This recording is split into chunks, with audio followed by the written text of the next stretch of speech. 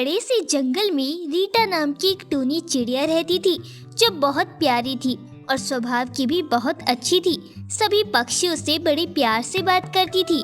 रीटा चिड़िया के माँ बाप बचपन में ही एक बाढ़ में बह गए थे। तब से रीटा अकेली ही रहती थी। रीटा खूब मेहनत करती थी और उसका गुजर बसर अच्छा चल रहा था। रीटा अपने दोस्तों के साथ खुशी से रहती थी। रीटा की दोस्त किटी कोयल और मोहन कबूतर दोनों रीटा के साथ ही अपना सारा काम करते थे और हर जगह साथ में ही जाते थे। एक दिन की बात है।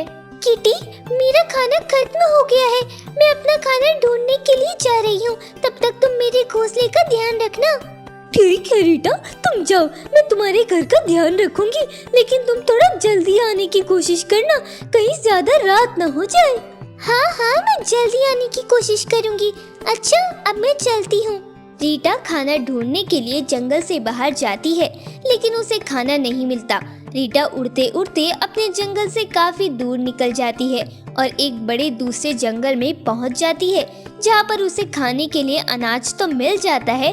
रीटा अपना पेट भर के खाना खाती है और कुछ खाना लेकर घर की तरफ वापस आने लगती है। तभी रास्ते में रीटा को एक रघुबाज मिलता है जो रीटा पर हमला कर देता है और उसका खाना छीनने लगता है। रीटा रघुबाज से डर जाती है और अपना खाना छोड़कर वहाँ पर दिख रहे एक पुराने घोंसले में जाकर छिप जाती है और वहीं पर बैठकर रघुबाज का वहाँ से जाने का इंतजार करने लगती है। और तभी रात ज्यादा होने की वजह से रीटा की आंख लग जाती है और रीटा उसी घोंसले में सो जाती है। आधी रात के बाद रीटा को कुछ अजीब सी आवाज सुनाई देती है और रीटा हड़बड़ाकर उठ जाती है। तू कौन है चिड़िया, और तू यहाँ मेरे घर पर क्या कर रही है? क्या करने आई है तू यहाँ पर?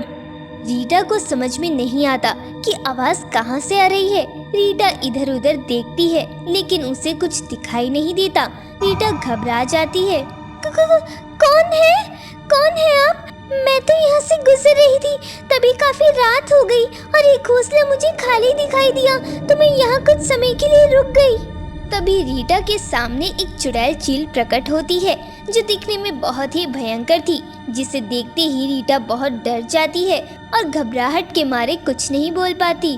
तेरी इतनी हिम्मत कि तू मेरे घर पर आकर इतनी आराम से सो रही है? तुझे पता है मैं कौन हूँ? नहीं, मैं आपको नहीं जानती। मैं तो इस जंगल की हूँ भी नहीं। ये तूने अच्छा नहीं किया है, तुझे इसकी भारी कीमत चुकानी पड़ेगी। रीटा चिड़िया और ज्यादा डर जाती है और रोने लगती है। चुड़ैल गुस्से से रीटा की तरफ आती है। रीटा को एक बार में ही मारकर अपने घोंसले से नीचे गिरा देती है। रीटा के पैर में चोट लगती है और खून निकलने लगता है। रीटा दर्द की वजह से रोने लगती है। मुझे मत मारो, मैंने तुम्हारा क्या बिगाड़ा है? मैं तो बस सुबह होते ही यहाँ से अपने जंगल चली जाऊंगी। यही पास में ही मेरा जंगल है, बस मुझे छोड़ दो। तुम कहो तो मैं अभी ही यहाँ से चली जाऊंगी। तुम्हारे कहने से मैं तुम्हें छोड़ नहीं दूंगी, और वैसे भी इतने दिनों से मुझे कोई छोटी चिड़िया का इतना नरम मांस नहीं मिला। तुम्हें कैसे मैं अपने हाथ से जाने दे सकती हूँ? रीटा चिड़िया रो रो कर गिड़गिड़ाते हुए अपनी जान की भीख मांगती है, लेकिन चुड़ैल चिल रीटा की एक भी बात नहीं सुनती और उसे मौत के घाट उतार देती है। बेचारी रीटा चिड़िया वहीं तड़प तड़प कर मर जाती है और रीटा चिड़िया का मांस खाकर चुड़ैल चिल सोचती है, इस चिड़िया का मांस कितना अच्छा था, तो सोचो इसके यहाँ पर रहने वाले पक्षियों का मांस कितना अच्छा होगा। क्यों ना मैं इस चिड़िया का भेष बना लूं और इसके जंगल में जाकर इसके घर में रहने लगूं। किसी को क्या ही पता चल पाएगा और मैं वहाँ पर धीरे धीरे सारे पक्षियों को खा जाऊंगी। चुड़ैल चील रीटा चिड़िया का भेष बना लेती है और रीटा के घोंसले में जाकर रहने लगती है। अगले दिन सुबह किटी कोयल और मोहन कबूतर रीटा के घर के बाहर आते हैं और रीटा के घर का दरवाजा खटखटाते हैं। रीटा, क्या तुम अंदर हो? रीटा, दरवाजा खोलो, हमें तुम्हारी चिंता हो रही है। तुम रात भर घर नहीं आई। चुड़ैल चील रीटा की आवाज में कहती है, हाँ, मैं ही हूँ और मैं काफी थकी हुई हूँ। जाओ, मुझे अभी किसी से बात नहीं करनी, तुम सब कल आना। रीटा की बात सुनकर किटी कोयल और मोहन कबूतर को काफी आश्चर्य होता है कि रीटा तो ऐसा कभी नहीं करती थी। वह तो हमारी आवाज सुनकर दौड़ी दौड़ी बाहर आती थी, लेकिन आज इसे क्या हो गया? इसने तो आज दरवाजा ही नहीं खोला। रीटा को क्या हो गया? ऐसा तो वो कभी नहीं करती। हो सकता है शायद रीटा सच में थकी हो, इसी वजह से रीटा ने ऐसा बोला। हाँ सही कह रही हो किट्टी, शायद हो सकता है कि रीटा थक गई हो। किटी कोयल और मोहन कबूतर वहाँ से चले जाते हैं और ऐसे ही कई दिन बीत जाते हैं। और जब भी कोई चिड़िया रीटा चिड़िया से मिलने आती, रीटा चिड़िया बार बार उसे यही बोलती कि आज जाओ कल आना। कुछ दिनों बाद किट्टी, तुम्हें पता है मेरे पड़ोसी पप्पू तोता का बेटा पता नहीं कहाँ गायब हो गया। बेचारा कल से गायब है। पप्पू और उसकी पत्नी का रो रो कर बुरा हाल है। मुझे तो उसकी हालत देखकर बहुत बुरा लग रहा है। हाँ, मेरी पड़ोसी सुंदरी बुलबुल की बेटी भी गायब है, पता नहीं कहाँ चली गई है। वह भी उसे कल से ढूंढ रही है, उसका भी कुछ पता नहीं चल रहा। ऐसा कैसे हो सकता है? बच्चे अचानक से कहाँ गायब हो सकते हैं? तभी वहाँ पर कालू कौवा रोते रोते आता है। क्या हुआ कालू, तुम क्यों रो रहे हो? मोहन, पता नहीं मेरा बेटा कहाँ चला गया है। कल रात से मिल ही नहीं रहा। मैं उसे हर जगह ढूंढ रहा हूँ, लेकिन उसका पता नहीं चल रहा है। ये तो अब हद ही हो गई। सबके बच्चे ऐसे कैसे अचानक से गायब हो सकते हैं? कुछ तो गड़बड़ है जंगल में।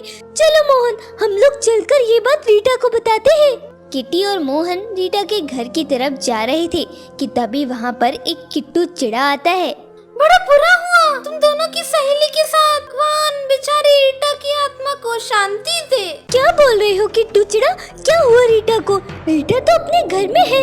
ऐसा कैसे हो सकता है? मैं तो अभी दूसरे जंगल में रीटा की लाश देख कर आ रहा हूँ। अच्छा, तो अब मुझे सारी बात समझ में आ गई है। चलो जल्दी से रीटा के घर की तरफ। किट्टू, मोहन, किटी और कालू सारे पक्षी रीटा के घर की तरफ जाते हैं।